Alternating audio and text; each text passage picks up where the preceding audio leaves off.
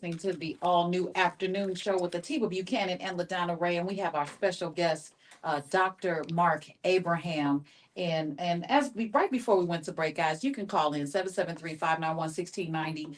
And those of you that are commenting on Facebook Live, feel free to continue doing so and sharing the show. But watch this. I promised that I would tell this story, and of course I had to figure out how I wanted to frame it.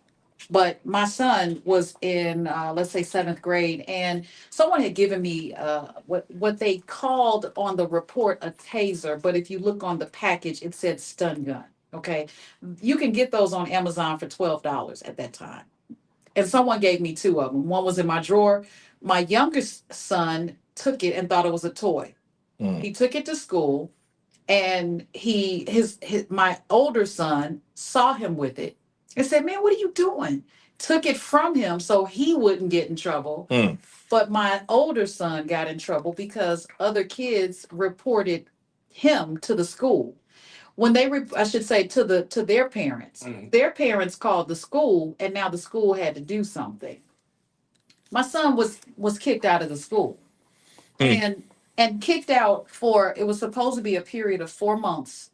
They said 4 months. I went to the hearing. I cut his hair because he had the look, and I was like, nope, we're going we're going military. We wrote a letter of apology. Everything we did, I talked to my advocates. Everything we did, nothing worked because those parents were waiting to see what would happen. So they said most you would probably do at the sounds like prison. Most you would probably do is 4 months at the alternative school. Okay. At this alternative school, my son was subjected to fighting, cursing, swearing, slinging. Even we're not even going to go into the alternative sexuality that was there. And along with that, there was never anyone to assist because those kids were deemed troubled. My son didn't belong there. When my son went in, he spoke proper English. When he came out, and I mean, he graduated from there because after the 4 months, what they did was they made sure you had to get points daily, and you had to get so many points by a certain time in order to move to the next level. Well, it was set up to fail. He could never get those points because you miss one thing, and they will start you all over. Wow. So 4 months turned into 6 months, turned into graduating. He was so depressed. We had to go through counseling, everything. But then at the hearing, at the exit hearing, we were told on a video conference, well, we have no other choice but to recommend that he go to alternative high school. Mm. And I let him finish, and I said, not my child. My child won't be going to any alternative high school because he didn't belong in the alternative grade school. I sure enough, I know you're probably wondering why did I have a taser in my drawer? Someone, like I said, someone gave it to me, and I thought it was just nothing.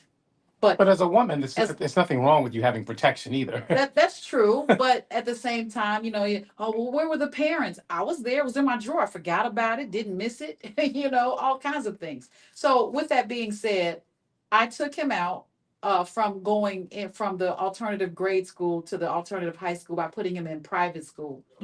I had never even entertained that idea because it's so expensive. I put him in private school. He had the happiest first year of high school. I'd never seen him so happy. But working in tow with the school, going over his education plan, watching the transformation, I had to take matters into my own hands in order to get him out of that pipeline system. That's a great way to bring our guests back in. Yeah.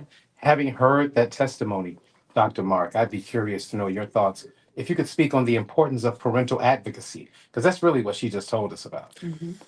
Yeah, but so, and I'm sorry that happened to your son. And oftentimes you see administrators have this like zero tolerance on stuff, without giving the young person due process. And especially for our young men of color, we start off with a couple strikes. And it's so unfortunate that you felt like you had to change his appearance just to try to get some favor with these folks for a mistake they're not even a mistake. He did what he was supposed to do as a big brother and say, hey, my little brother shouldn't have this. I'm doing a responsible thing. And then the last piece, and there's so many things, but the school didn't catch him with it. They heard from the parents, right, They that did. that this happened. But then they searched his locker and there it was. Yeah. Okay. Yeah. So I would say, for parents, it's so important that we work with the schools, but we don't just take everything as face value, right? With any system that is providing something that's punitive, if that's what they're going to provide, there's due process, right? And I always tell school leaders when I'm coaching them is like, there's not too many blanket things that's going to land you in prison without you having a court. You have to have a court date, right? You got to get tried. You got to have advocacy. So all of those processes that the judicial system, who has been doing it longer than educators, because it's not what we do, right? We're supposed to be educating children. If they have due process, then at the school we should have due process. And parents, it needs to be something that we stand on and say, hey, we're going to go advocate for our children. We're going to stand up for our children. We're not just going to take everything as face value. Mm-hmm. All right, I want to remind everyone, excuse me, that our phone lines are indeed open. 773-591-1690. Join in on this conversation. What did I tell you about him before we started? I said, he's going to offer a critique of the system. Yeah. Yeah. I know my brother. And it needs to happen because I Yeah. think that a lot of parents get intimidated when they see this big, beautiful, I'm going to use that big, beautiful building called the educational institution. And because of that, whatever happens to your child in the system, it just happens because you're not there the whole time. And then when you do advocate for your child, you need to really consult with another advocate. Right. Because that's necessary. You don't always know what you think you're going to go in there and win this, but you really got to know the checks and balances. Dr. Mark, let me ask you this because you what you said was you try and give them a new perspective about these zero tolerance policies. When you speak to administrators and you talk to them about the harm that these policies have versus the help they're supposed to have, are they receptive to those ideas, or is it because sometimes it's hard to change a culture, man? It's almost impossible to do that. So how are they receiving that message from you? I'm a coach, right? And so if you coach any player, especially you say you're a boxing coach, right? And you say, hey, we're gonna work on the left, right when you get in there. And then what happens? Your fighter gets punched in the face and now they bleeding and now they lost the whole coaching plan. So when we're having these conversations, I wrote an article called Suspension is Not the Answer. When we're having these conversations, yeah, I got it. But oftentimes, what people do, they default to what becomes easy. The easiest thing a principal can do is suspend a person. Mm-hmm. That takes it. My daughter, who has no degrees, can go in there if she had the power and say, "You suspend it, you suspend it, you suspend it." That's not how you run a school, right? There has to be checks and balances. There has to be due process. So when I'm having a conversation with them, yeah, I got it.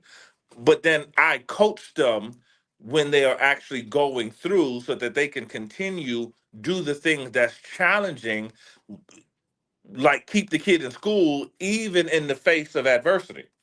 I had a kid who came to my school. He had a switchblade. He had clippers, and he had some alcohol. He was cutting hair. Mm-hmm. Yeah, but when security was doing their security check, they said, "Dr. Abraham, we found the switchblade." Right. You know what that means? Yeah. Long-term suspension. In New York, that meant like the kid got to do a minimum of 30 days out before they have a superintendent hearing. I said, I had the conversation with the young man. He said, "Come on, doc, man, I cut hair. I got to go cut a hair in the evening time. You can hold on to it. I give it back to you. You give it back to me at the end." And it took courage for me to say, "All right, man, I'm gonna take the book bag, go to class. I'll call your parent and she can come pick it up." The superintendent called me, said, "Doc, this kid had a switchblade and you ain't suspend him?" And there was pressure on me to All suspend they this. heard was switchblade. All they cared about the policy was you bring a weapon to school, you get suspended. That's what a kid cutting hair, It wasn't a weapon. right? It's not a weapon. This kid cutting hair. So, and I had to stand on business. I said, "Listen, to my superintendent and his designee was, and I said, listen, if you want to suspend the kid, you go suspend the kid. If that's what you want to do, you go do it. But I know legally, there's only one person that can suspend in this building. That's the principal. Now, if you want to take the keys from me, go ahead. That's your business. But I'm not suspending this kid because common sense will say this kid is actually cutting hair. Wow. But it takes that type of courage and that type of courageous leadership to say, I'm going to look at all the facts and then I'm going to make a decision.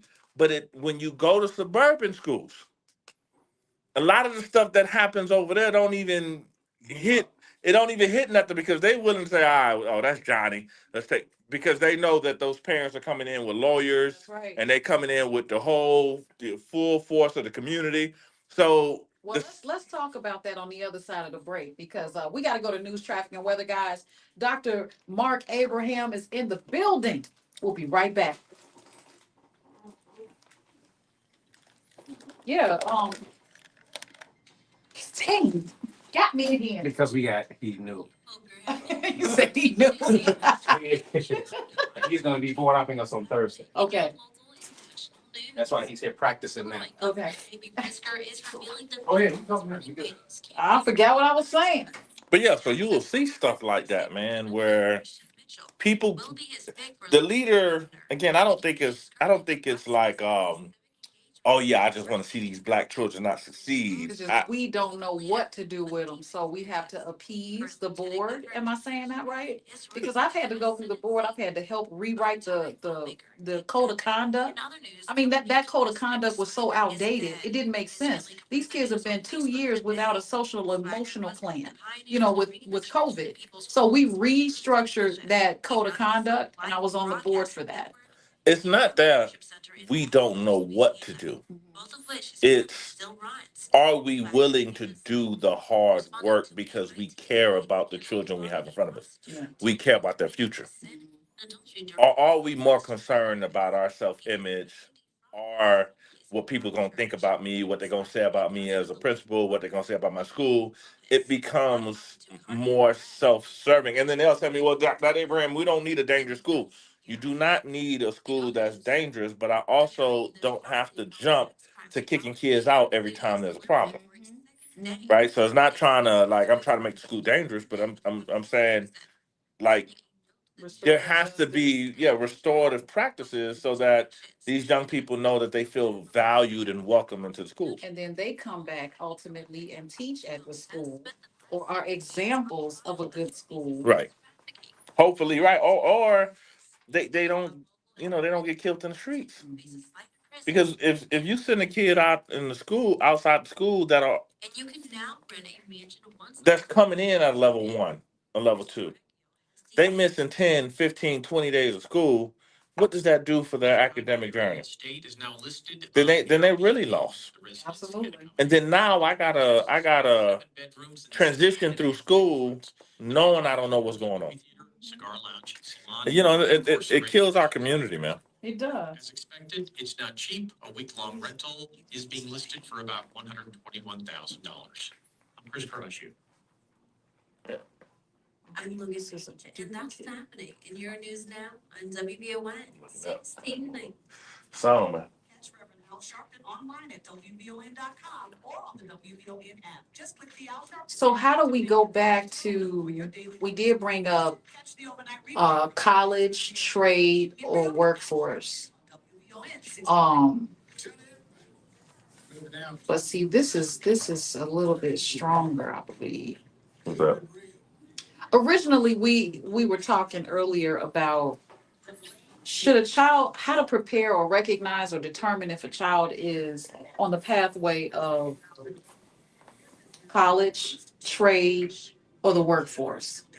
Because even I'm talking about my son Logan, when I say that the alternative school changed him, he's so street in front of me.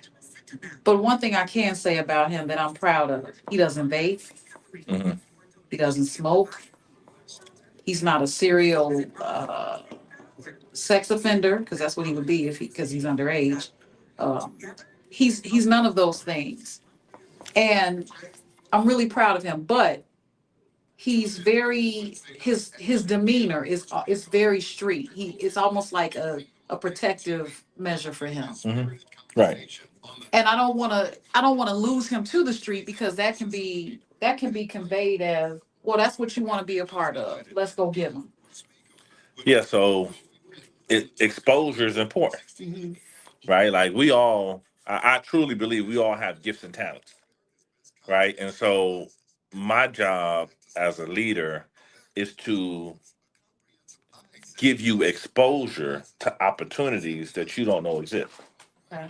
right? Like what comes easy and natural to him. I talk about that in my second book with helping young people know their worth, right? Like what comes easy to you? Is it drawing? Is it writing? Is it speaking? Is it singing? Is it rapping? And then so once I figure that out, then I try to tap you into places that will help you pursue that. Right? Like you get a kid in class, they say, well, this kid is talkative and all this kid wants to do is talk. Maybe he wants to be a public speaker. And that public speaking, if done well and done correctly, will make more money in one session Yep.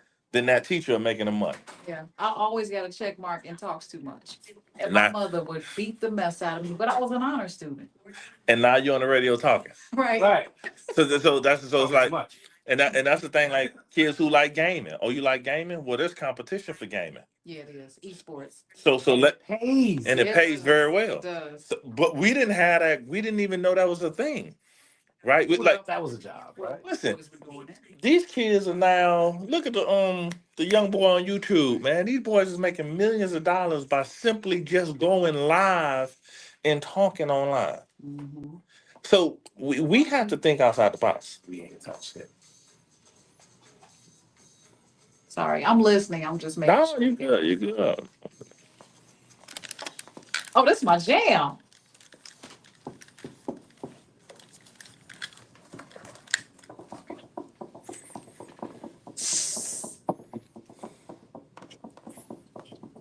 Summer in Chicagoland means days filled with friends, fun, and traffic. Skip the stress of gridlock and hop on board Metra to get where you're going quickly, comfortably, and safely. Metra's 95% on time rate means you'll never be late for the moments that matter.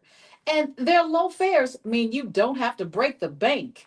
Plus, the new regional day pass. You can enjoy unlimited rides on Metro, CTA, and Pace for only $2.50 with the purchase of a Metro Day Pass. Purchasing tickets is easy with the Ventra app, and you can bring the whole family because kids under 11 ride free all summer long. Now, you can skip the traffic, get where you're going fast, and save more. So, this summer, stop sitting in never ending gridlock and paying for expensive parking. Take Metro so you can drive less and do more. All right, we are back on the all-new afternoon show with Atiba and LaDonna Ray. Joining us in studio is Dr. Mark Abraham, and we're talking about success. What does success look like? And in this conversation, it's kind of organically going into some of the pitfalls of the educational system and hopefully how to navigate through and avoid some of them. I do want to read a Facebook comment or two from the chat.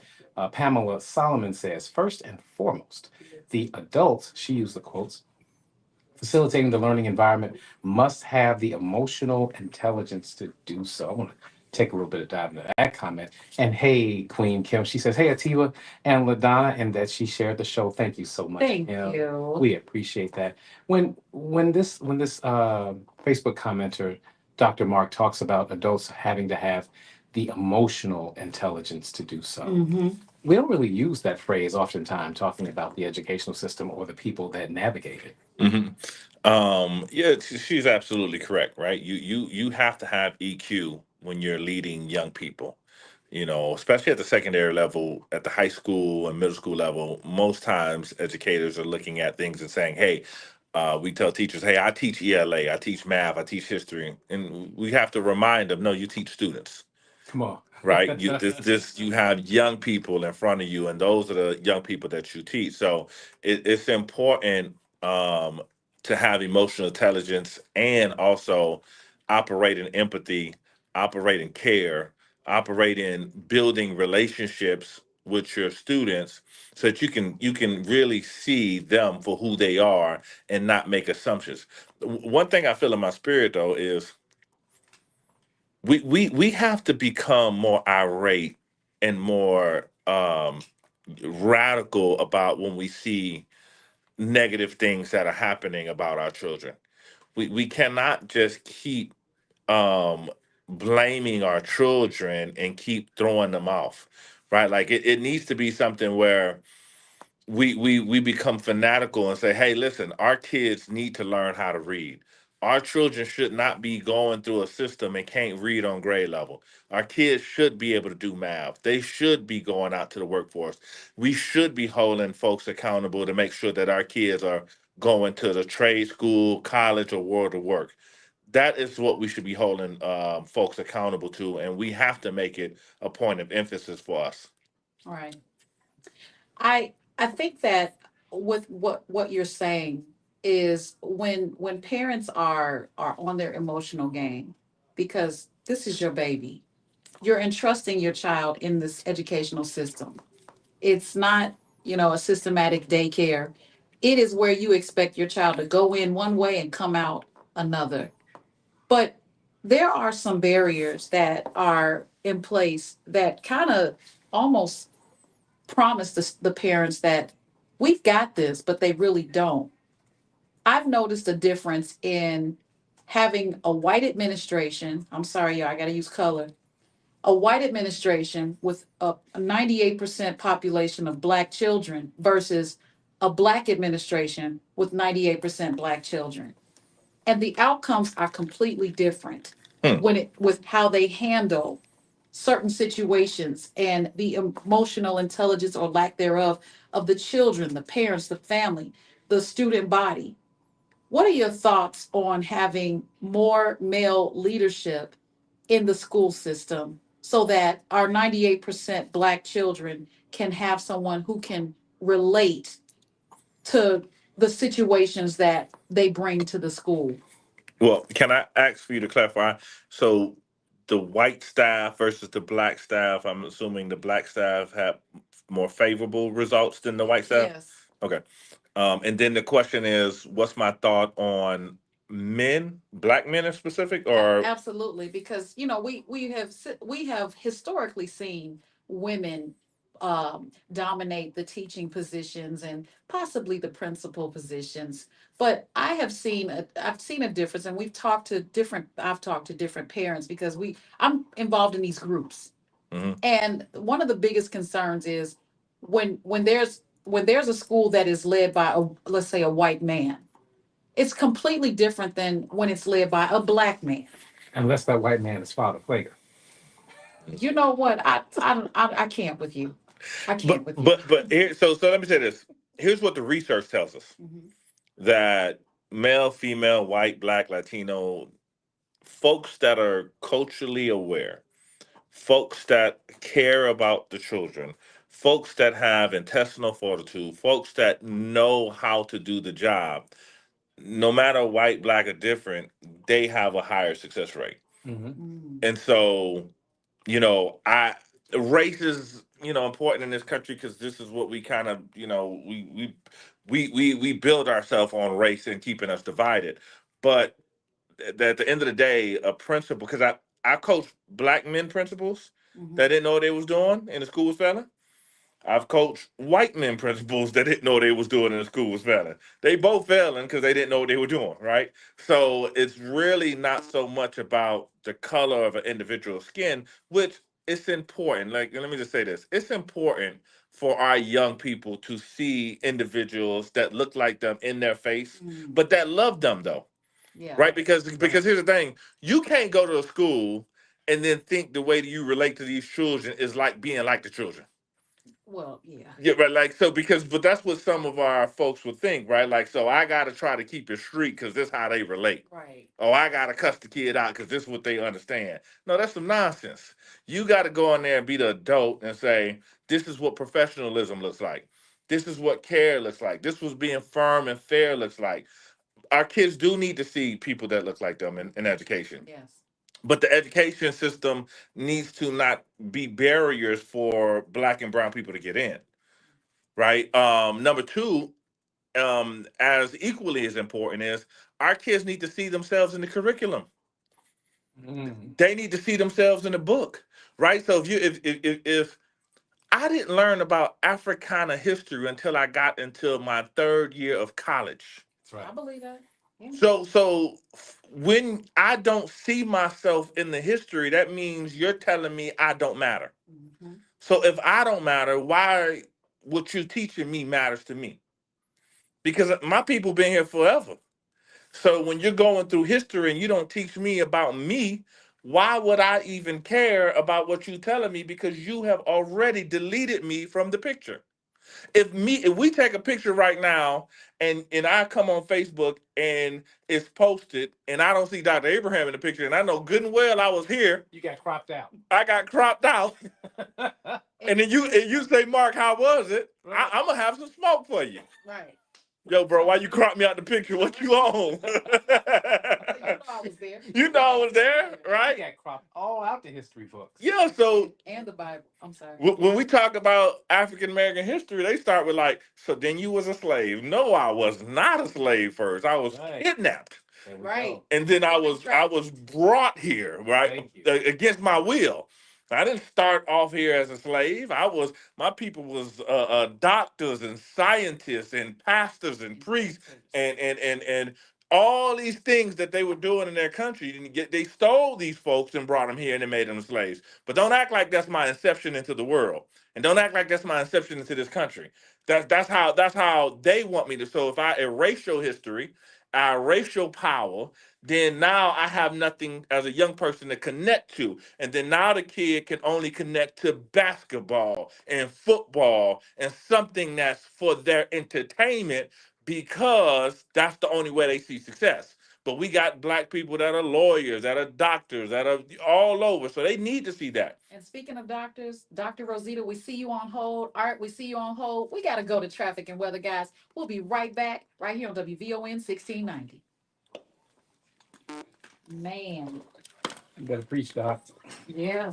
See, you see my Red Bull done kicked in. Now I got some energy. You know, y'all have me in here. We're not on.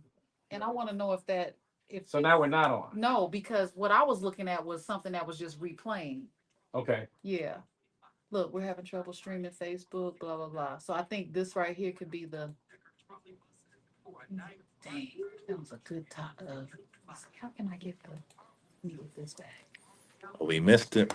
Did we miss it? What's up to everybody that's watching me? Let me see.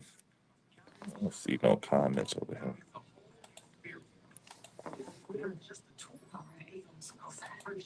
All right, let's go back.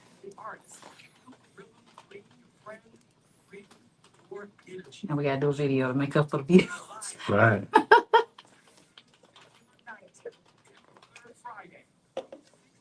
Now, do you only is this airing simply on Facebook or is it airing on a radio station and Facebook at the same time? Okay, so it's airing on Facebook. It's airing on iHeartRadio and AM 1690. Mm. So I mean, we probably got about 60,000 listeners right now, Mm. at least. I think that's just Chicago, because iHeart is all over the country. Yeah. And we get listeners all over the country. That's pretty amazing. Yeah, for sure. No, we're All going over on. the world. And now you've broken off from the other gentleman you're with. David. Yeah. Yeah. He does the Friday show Okay. from 3 to 6. He's on weekly. Okay. That's But cool. we still cool. But we don't do the show together. We haven't Yeah, done the yeah, show yeah. together in a long time. I ain't think y'all was beefing. Yeah. Okay, we can go back live. You want to go right now? I mean, it's right. Yeah. Dang, look at that shoulder though. It's in the way. She just being silly. She just being silly. Your shoulder's in there too. Hey, look though. Oh, thank you so much for that. Thank you. So I had like a little weightlifting war in y'all gym today. In Okay, where at? Chicago. I was on Martin Luther King Boulevard. Okay. And the young boys was in there lifting weights, and they looked at me up and down like No, they didn't. maybe it was in my head, but Don't take much, right? Said it don't take much. It take a little bit of eye contact, you know. I'm like, what's up there? You know, yo. So What was you working on? yeah, Chest, back, I was doing shoulder press, but then I went over there because they was doing like 315 on the bench press. So I did 315 for like 25. And then they seen me, and then I said, "Well, we can go up if y'all want to go up." So they got one of the bigger guys. He's bigger than me, heavier than me. Yeah. He said, "Well, I do 405." I said, "If this what you want to do." Ooh, right. So I did 405 for I think 15, Damn. and then now the crowd is coming because I'm like, "Yo, you know, Dr. Abraham here now. Don't let this move taste fool you, you know." And then Ah. after that, I jumped up to 500, No, you didn't. and then did 500 for like 6, and then they tapped They out. tapped out. They tapped out at 405. They was done. Absolutely. Had to show them who was the baddest. My man, good for you. Good for you. Hey, hey. Had to show the young boys, you know, that the old man still got it. Listen, when I was lifting weights like that 20 years ago, once I got to 275, I was happy. It was just static. I got to 2 plates and a quarter. You couldn't tell me nothing. I was good. Uh-huh. So I never got up to 315. Now my son, he definitely got up. He got up to about 405. Okay. He got a squat up to 600, and he has some huge legs. He's a tall kid too. He's tall like you, and he got up to about 405. Mhm. But he weighs like he was benching 405 at about 265, 270. That's good though. Yeah, Yeah. What's your neck? So I had to show the young boys what it he was. sure did. I saw how you They had to buy it out. I ain't like the way they looked at Get it. the song. That's why we got kicked off. We are back on the afternoon show with Atiba Buchanan, LaDonna Ray, joined in studio by Dr. Mark Abraham. He is here. He is live in the city. Why are you here, brother? I am here working with some schools and CPS with the phenomenal Obama Foundation. Cha-ching. They have a program called My Brother's Keeper. Yeah. And My Brother's Keeper program is a national program. I think it started in New York. It was initiated by President Obama, but then we kicked it off Yeah. in New York. Actually, my school, when I was a principal, was one of the schools. There was 10 schools picked in the whole state of New York. I had a 93% graduation rate for black boys. Mm. And so my school, when I was a principal, they picked 10 schools throughout the whole state of New York. I was one of them. And the tenets that they pulled from my school were the tenets that kind of helped shape the My Brother's Keeper program in New York. Okay. And then they tapped me, New York State did, to go up and down the state of New York and coach, well, present to principals in Queens and Brooklyn and all over to teach them how to do this work, which then launched my, kind of my consulting career to say, oh, you know what, I have a knack for this, to speak in front of people and then actually give them not just the emotion. Yeah. Because I see speakers sometimes give the emotion, which is good, the motivation. But my thing is always like this: motivation and inspiration without information and proper application gonna lead to frustration. Mm. So if I motivate you and get you fired up, but then I don't give you the practical skills to do the work, after you get the rah rah shish and bob, then what? What's next? How do I actually deal with this to reduce the suspension? It's okay for you to say, Dr. Abraham, you don't want me to suspend all these black children because you don't want to end up in jail. But this kid just cussed out 3 teachers. Yeah. This kid came in smelling like Kush cologne. He was blowing trees in the bathroom. What I'm supposed to do then? And I've got to run to school, and I don't want the news to show up. So then that's why you got to give them the skills and coach them through that process so that they don't get frantic and nervous and then go to what's easy. So that's what I'm trying to get people to understand. I'm not telling you to throw off and don't do the work. I'm telling you to do the work, but put the systems in place to make sure that you're not leaving a group of young people behind that are already behind academically because they've gone unseen for majority of their career. And when they are seen, they're seen for things that are not good, and that's what's keeping them rejected. I love it. Let's get to the phone lines as promised. Brother Art, you are on WVON. Hey, Art.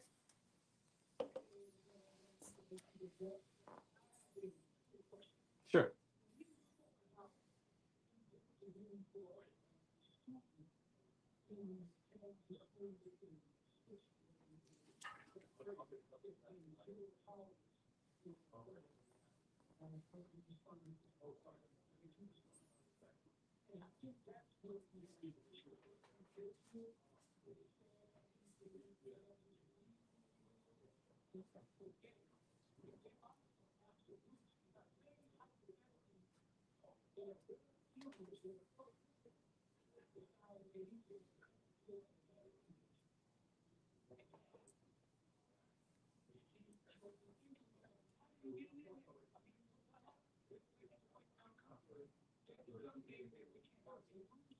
All right, all right. I'm sorry. I got to give you some pushback today. A weapon can be used, or anything can be used as a weapon. You can come to school with a sharp pencil with the intent of using it as a weapon. When are we going to, and I heard you yesterday, I'm not done with you. Because yesterday we were talking about how important it is to recognize young people when they make mistakes. We have a systematic situation where young people are constantly being put away. We're not giving them an opportunity to be those surgeons, those inventors, someone who can cure cancer, because we find one thing wrong with them or one too many things wrong with them. But they are still brilliant minds. And if we have an opportunity, I didn't mean to take over your question, Dr. Abraham, but if we have the opportunity to redirect someone who may have made a mistake and didn't understand that I brought a switchblade for the and it's called a switchblade, but it's really a tool that's used when you are cutting hair. I went to beauty school. I dropped out. Watch this. If I brought it for that purpose, then I'm not thinking about it as being a weapon. You are.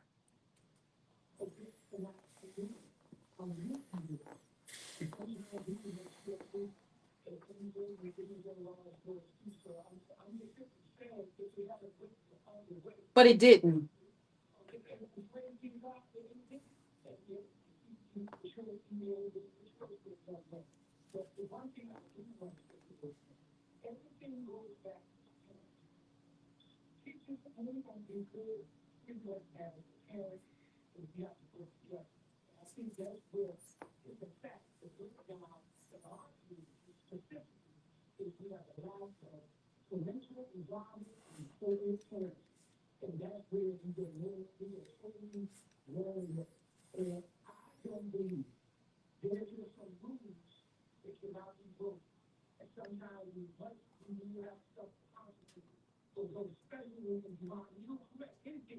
But you're always talking about strengthening the black family, but now you're saying there's rules that can't be broken.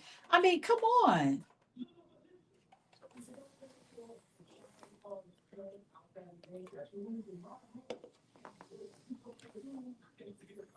Okay, consequences are great, but what led up to that? I mean, you're not getting to the source of the problem. You're just looking at the reaction.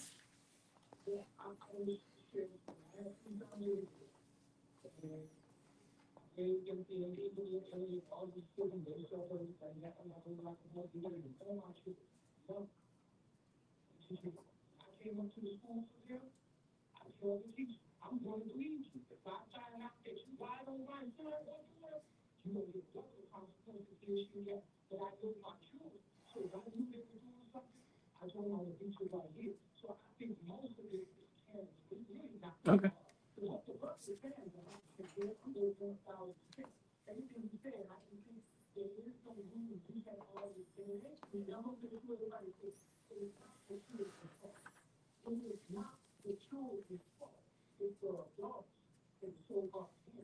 Can, Thank you, Brother Hart. We're right up Come on the on, break. make up your but mind, Art. can I Nope. ask a question real quick? Nope. Hold on. Okay. 5 o'clock. We got more time with you. Hold it, hold it. Hold that thought. We're going to hear Dr. Abraham's response to that on the other side. Dr. Rosita Tianki, we see you holding. Thank you. That's a new name. 773-591-1690. And we see the comments coming into the chat. And thanks We'll for be coming right back. back. The Facebook Oh, yeah. Live came back up, guys. So get back on it. We'll be right back. Yeah. So the question is, Hold on. Hold that. Literally hold the thought till we come back. oh, okay. Art is getting on my fucking nerves. Okay, there I said it. I'm so sorry I had to cut up. You know, Yeah. you know. That's art. You're Oh, suing police without charges. No, it You was don't- recorded. As who was that came in here and said that? Ah, The camera is always hot. The mics is hot, girl. Well, you know what? I'm not innocent, but no, seriously. We adults. Just yesterday. Remember, did you listen to us yesterday? Mm-mm. Okay, so yesterday, Art was saying that there should be no grace given to young people. We were talking about how they may not know the decorum when going to a community voting event. Okay, so the older people, there's a wedge between the two generations because the older people were over there. Going, oh, he doesn't even know how to vote, how to process his vote. But she could have gotten up and whispered in his ear and said, first you want to raise your paddle, then you want to push your vote. She didn't do any of that. She just made fun of him for not knowing. Mm. That's why there's a gap between the older generation and the younger generation. That's one of the reasons. So Art comes on and says, well, you guys are saying that these kids didn't know, but they should know. Am I right, Atiba? That's what he was saying yesterday. So it's like, hold on.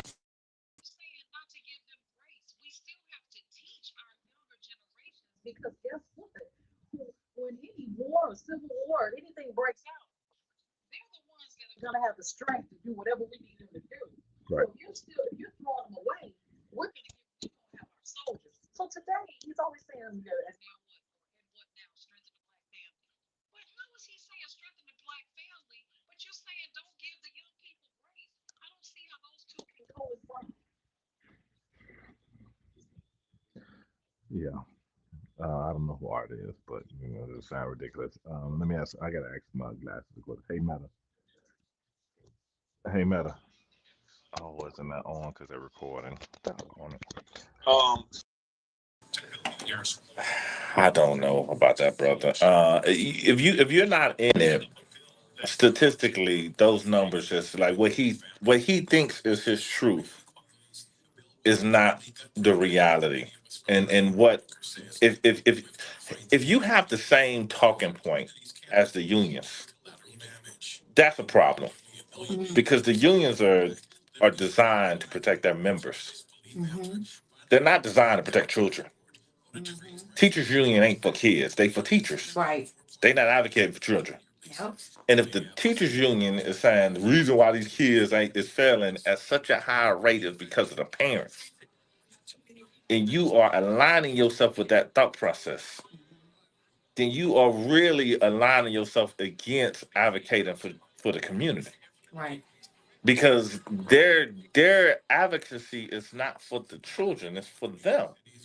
But if I can say this long enough and keep speaking it long enough, no matter if it's truth or not truth, we see that with our current administration. They just say the most outlandish things on TV.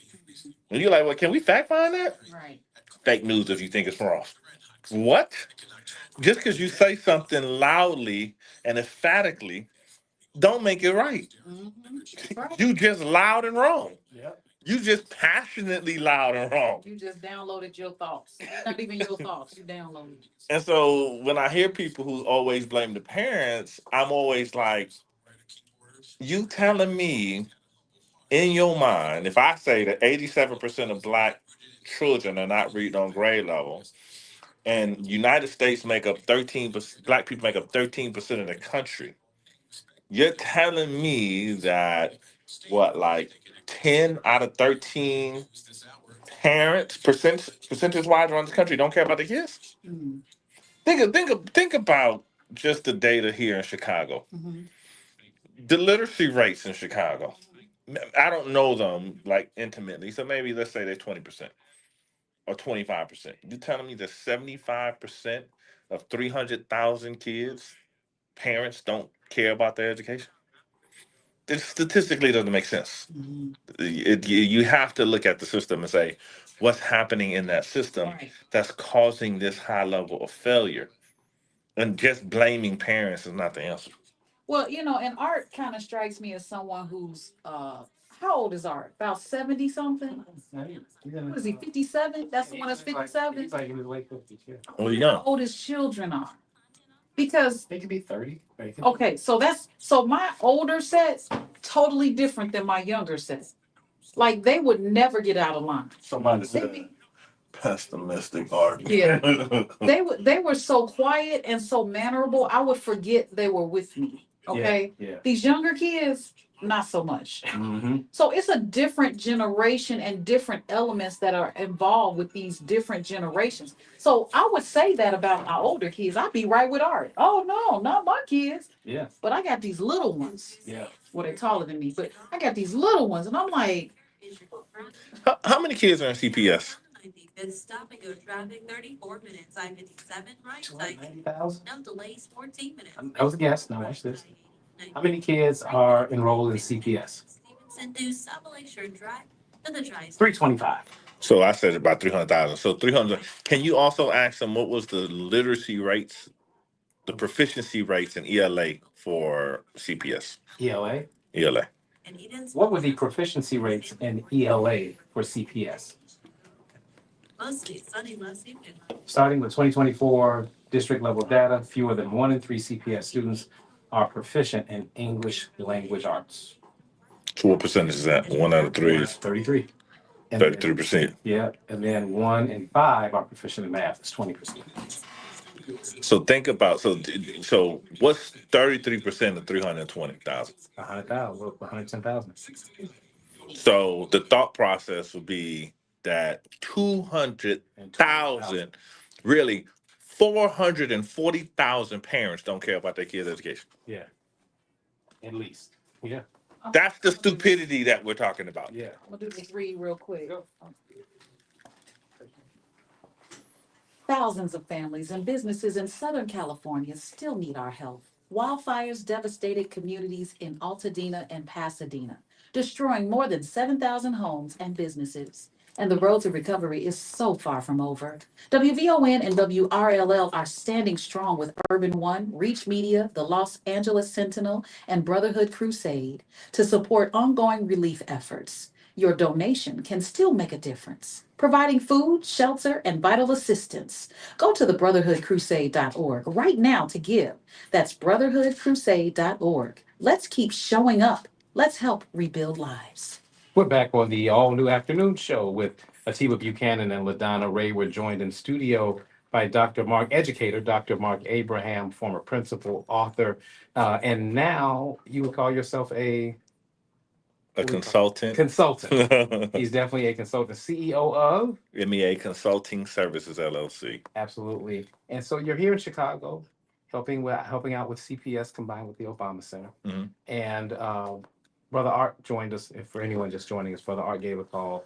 You told a story about a young man when you were a principal that was cutting hair, and he brought materials to school for cutting hair, but one of those materials could be used as a weapon and switchblade. And you decided to make the common sense decision not to go with the standard school protocol. And that would have been a suspension of at least 30 days. It'd have been so in New York, we have something called long-term suspensions. Yeah. Where it had to go to a superintendent's hearing. Oh, yes, you said it's 30 days waiting at a hearing. Yeah. So who knows how long? It could be like a year, a kid can be out. It could be, Absolutely.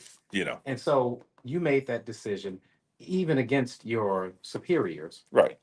And we didn't ask, because I'm sure that was a few years ago. Mm-hmm. You A know lot how the kid is doing now? He graduated high school. Yeah.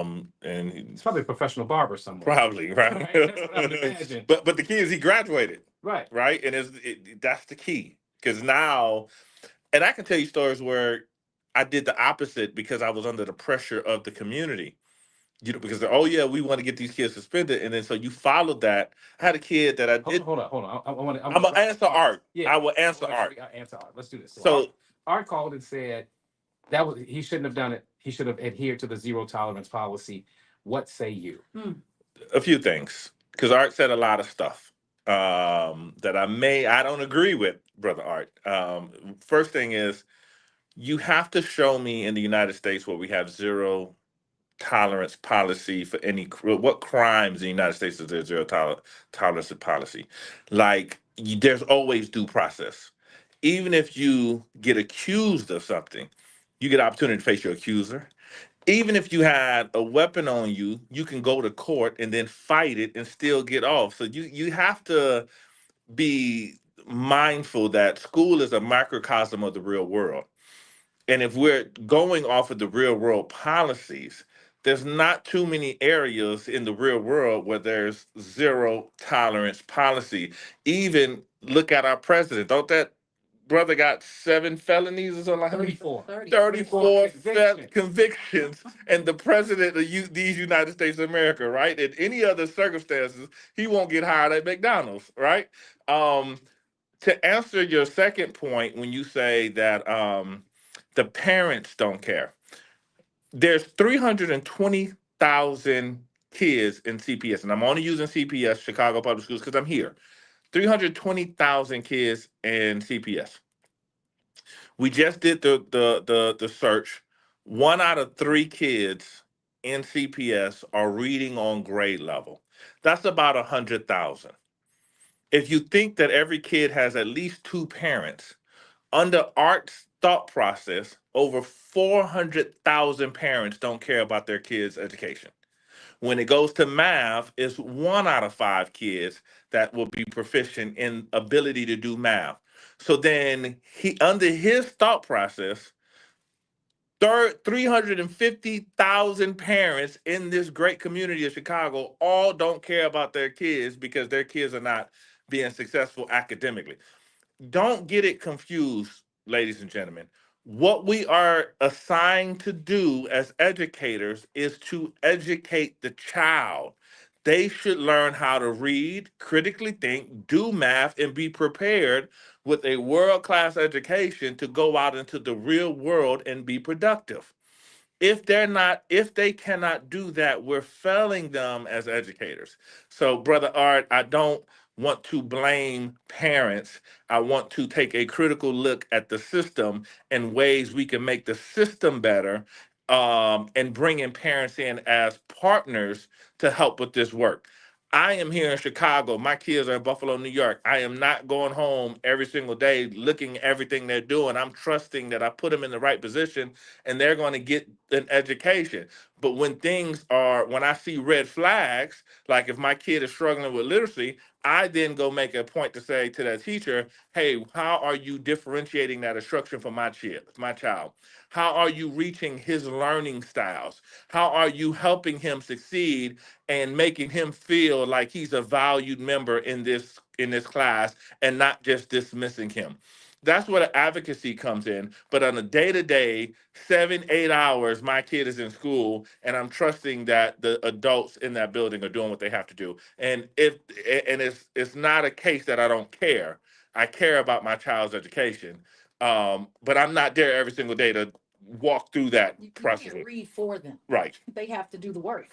Absolutely. But just understand the numbers, folks. So when you hear people say it's the parents, and then you look at the data, logically, when you look at the data, you'll say, well, you're telling me 400,000 parents don't care about their kids? Think about what I'm saying. Well, let me ask you this. Isn't that what the teachers end up ultimately saying? That the parents don't care? Yeah. I've heard teachers say this. So oftentimes unions are tied in together, like nationally, just like a national conversation, right? And so when I hear people say that, and it aligns to the unions, and I'm not anti-union by any stretch of imagination. I was in a union. But in the same breath, unions are designed to take care of their members. So if their members are being attacked, the narrative that they create is, well, if the parents were better, then the scores would be better. Wait, what? Mhm. Like if we have better parents, then we'll have better kids, and then we'll have better results. Wait, so what about teaching? That's secondary. Yeah. It's like, wait, what? Like, so what you getting paid for? Right? Like, so think about how illogical this sounds. It just sounds so ridiculous. Well, we had better customers, the food would taste better. No, your food nasty. What are we talking about? We got some long time holders here. I got to squeeze in Dr. Rosita. Rosita. Hey, you're live.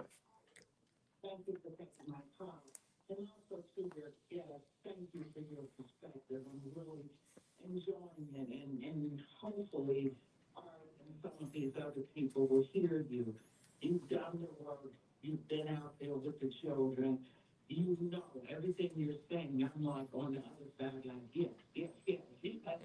The parents and being a parent and really putting something in order, I depended on those wonderful veteran teachers to have my Mm-hmm. Right. and so the teachers also want to say that have professional training. This is a very difficult school system to navigate. Mm-hmm. A lot of them are just burned out, they're tired, and they really do need training. And I think that's what you were saying. But we have to have routines.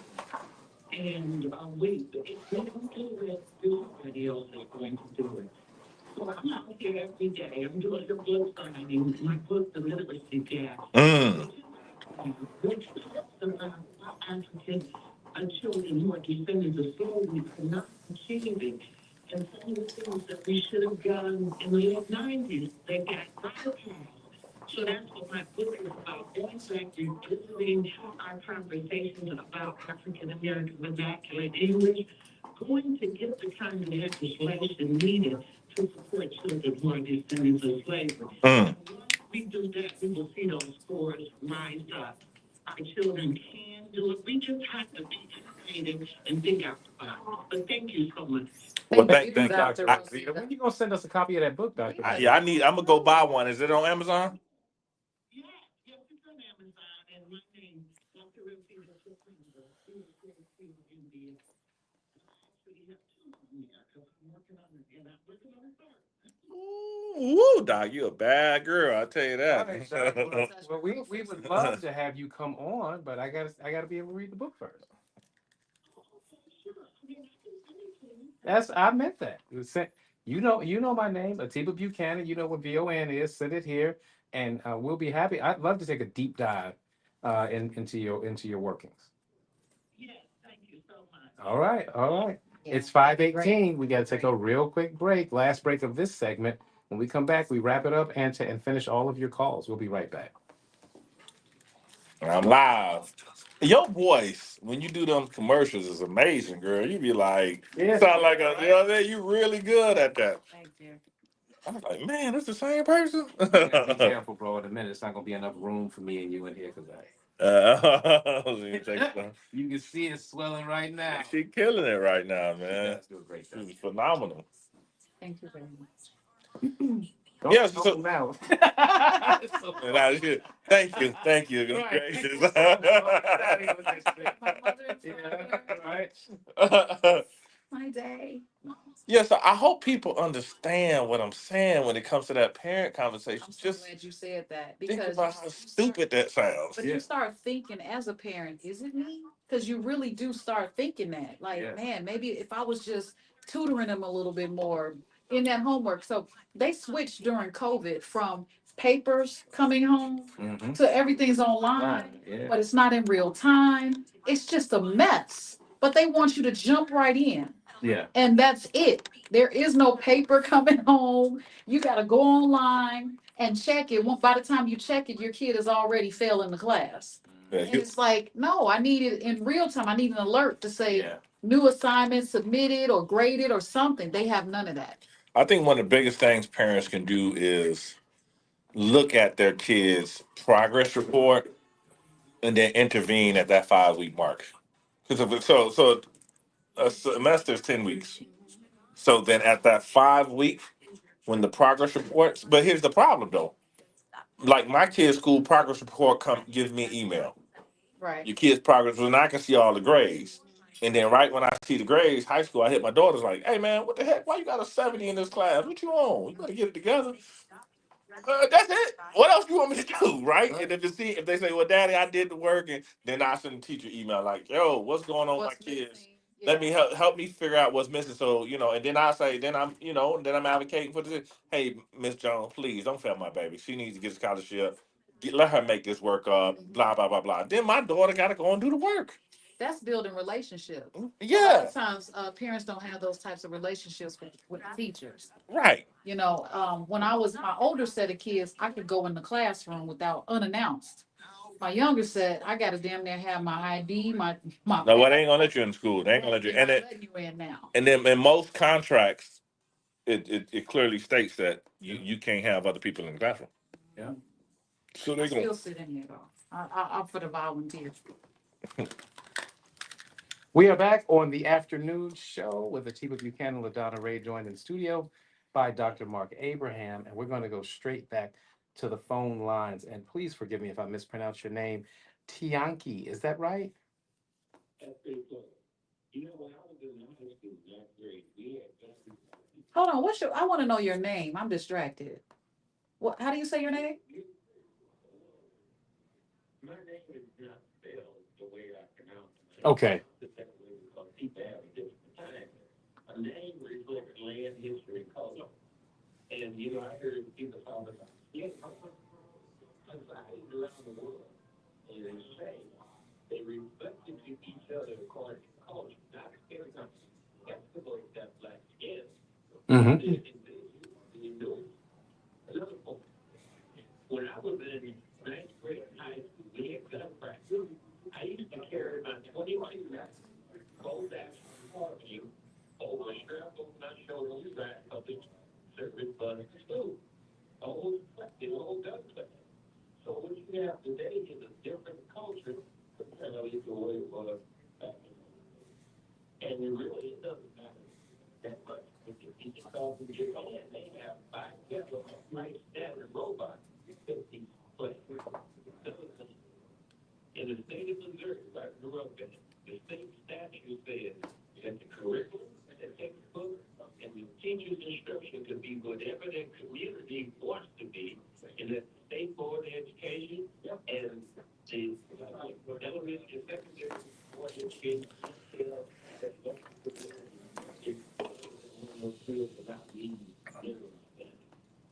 Wow. What you're describing is to show that there's a need for school choice. And whatever. Last one. You sound like a preacher now. Black kid in a school in Louisiana. You know what the name of that school is? What? It's not Alphabet. It's not King. It's Ben Franklin. Thank you very much. We got to keep the calls going. We got Mama D on line 1. Hey, Mama D. Hey, Mama D. Thank you for calling.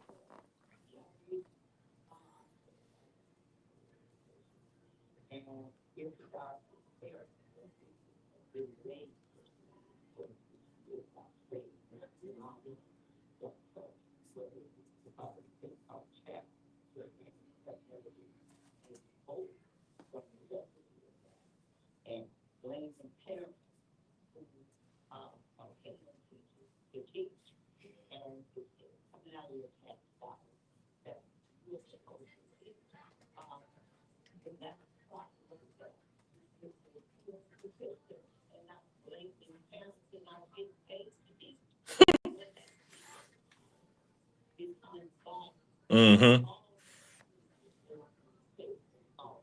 Mm-hmm.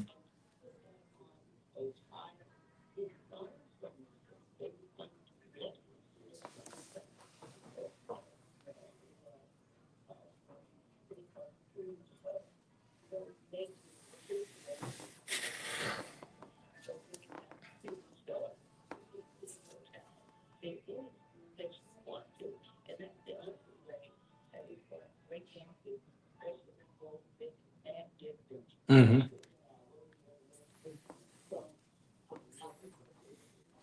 Thank you, Mama D. Your thoughts on school choice, Doctor? I think Arizona is doing school choice, and they've been doing it for a little while, and they still one of the worst schools, one of the worst places in education in the country. I have mixed feelings about school choice. On the face of it, it sounds good. You know, people say sound good, but I think that what happens is you're going to exasperate the haves and have-nots. Because if I'm already having my kid in private school, then we are in a capitalist country. So the private school to keep you out is going to just raise the tuition. So then this parent who has the money can then put their kid in private school because now they're getting a voucher, plus they get a little bit more to keep it sustained. And then if I'm a principal and I got to take vouchers, then can I reject the kid from coming in? Because I'm going to look at their records and look at their scores and say, well, I don't want your voucher. Or let me raise the amount of money it costs for this school. I'm not I don't know if I'm a fan of it. I'm a fan of community schools. I'm a fan of kids going to the schools that are in their community, getting the training for the adults to provide a quality education for those kids, and really holding that school accountable for a rigorous learning experience. Joe Citizen, you're on WVON. Hey, Joe. Yes, sir.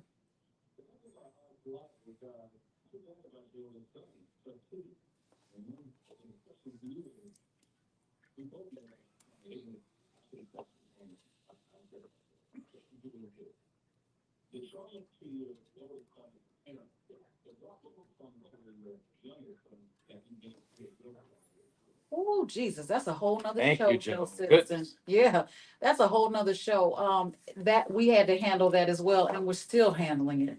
So I'll talk about that in another show, but thank you for that question. Lorenzo, you're on WVON. Hey, Lorenzo, you're live. Hey,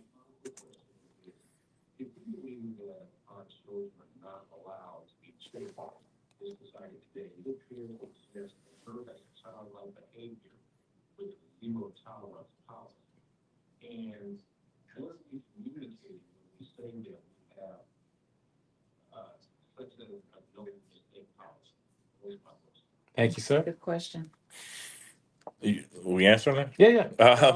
Yeah. So 100%. I don't agree in zero tolerance policy. I think that every case needs to be treated by by case basis. But again, that's what we see in our judicial system, right? And if we're trying to compare, because we have nothing to compare it to. So if you're comparing suspension to a punitive measure like going to jail, because that's essentially what you're doing, you're dejecting a young person from the community.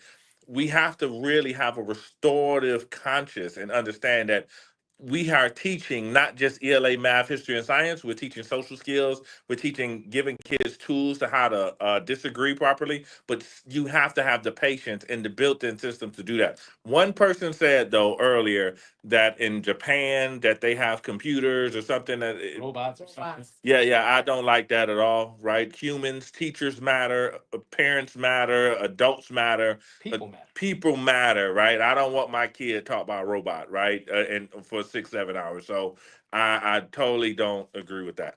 Last call. Miss Anita, take us home.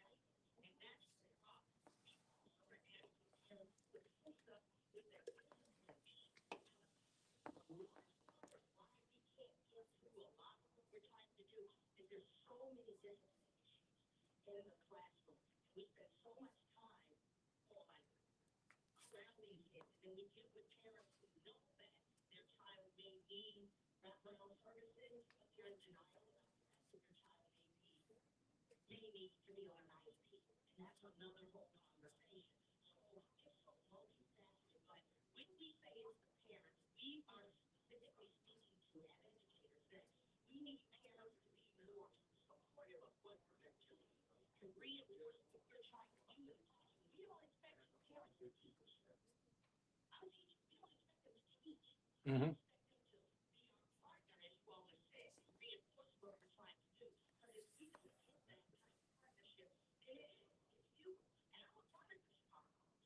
Thank you for that, Miss Anita.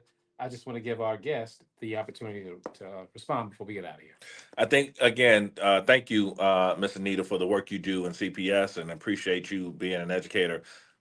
in addition to what you're saying, I agree. Parents should be partners, but they have to be treated like partners.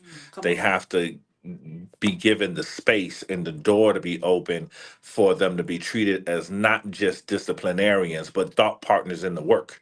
Because a kid might be misbehaving and you think the kid is coming from a wild background, but the kid might be saying, this is me acting out because I can't read and I don't want to read in front of the class. So I'd rather act crazy than look dumb, right? It also looks at what are your classroom management strategies that you're using and what's the best way to actually reach that kid's learning modality. So when we talk about parents helping, you got to create a culture where parents feel like there's a space that they can come in without being judged, without being criticized, and without being made dumb because we're using all these um, acronyms to try to talk over their head. So thank you for what you do, ma'am. But I would say, in addition, create a culture where parents, like the one point is make positive phone calls. Because every time my phone ring, it's something negative. I don't want to pick up no more. Well, see, I don't want to interrupt you, but we're up on this break and the music is playing. Dr. Mark Abrams, you are welcome to come back anytime. You let us know when you're in the shot or if you have some updates that you want to share with us right here on WVON 1690. We're going to get to news, traffic, and weather, guys. And you got a book real quick? Amazon? What's And what success looks like, you just put in Dr. Mark Abraham, what success looks like. It'll pop up, and you can get it there. All right, that's it. We'll be right back, guys, right here on the all new afternoon show. Oh, Great job, brother. Great. thank y'all. Always a pleasure. Thank you. Man, that turned into Yeah. Hope you're a happy. town hall meeting.